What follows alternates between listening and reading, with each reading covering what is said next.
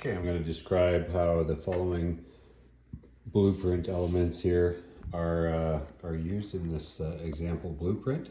Okay, first one are object lines. So object lines are just basic lines here outlining an object like windows or the roof line or the foundation line or the balconies, anything like that. So those are basic object lines. They're thick, they're dark, continuous outlines, visible edges.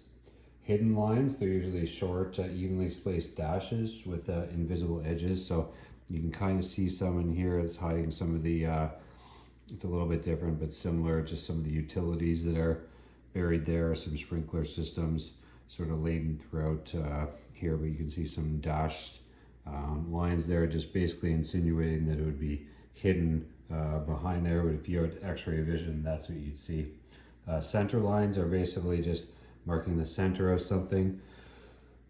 So for example, if we were going to mark the center of this roof line, we'd put a nice neat little line down through there, and often it's marked with just a C there, but there's several ways to indicate that, including it could be a short long pattern, axis of circles, and symmetry. Extension lines are basically lines extending from object edges. So we see lots of extension lines here, just like this.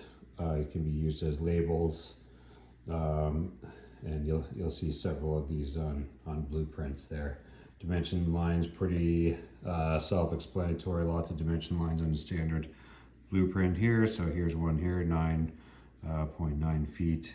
And we did a bunch on our orthographic projections as well here on this site plan layout here. So you have some dimension lines there. So it's usually pinpoints the area that it's trying to dimension. So here it's not really focusing, but if it did, you'd see two little hash marks there, and you'd clearly see from the bottom of this window sill to the eaves is 3.6 feet. So that would be a clear dimension line there. And those are pretty standard in all blueprints. Leader lines are angled thin line connecting a note to a feature. So this would be a good example of a leader line there with a note there for the grade leading up to the front door entranceway area. So we have all kinds of cutting plane and section lines. So a cutting plane line would just be a thick dashed line with arrows and labels. So you might see something like that here, just cutting right through.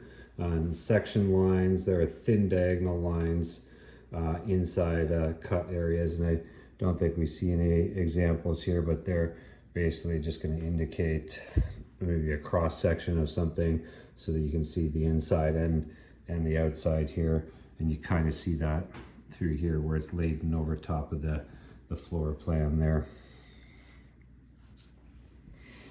Okay, and we have phantom lines, just usually a long, short, long dash pattern.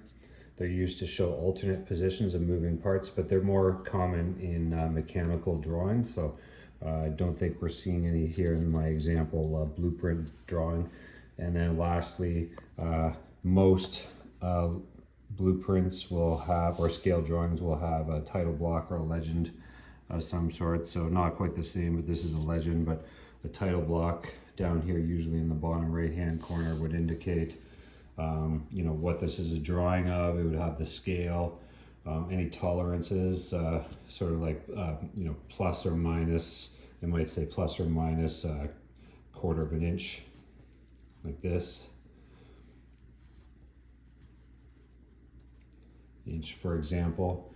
And you'd have a list of revisions, like a revision block there that would indicate what edition or revision this is, or how many there are. Others, I can't really write because I can't hold the left side of the paper, but how many, as I'm holding the camera video here, but it would list number of revisions or additions or any changes that might have been made to this drawing versus previous ones. So somebody can easily tell, okay, this, and they would have a date on there. Okay, this one's later than the previous edition that I was looking at, say from December, and here's the list of revisions or changes there. So you can clearly, because anybody that's worked on a project, all of a sudden you're like just overburdened with revisions upon revisions of plans, and these days they're often being sent electronically.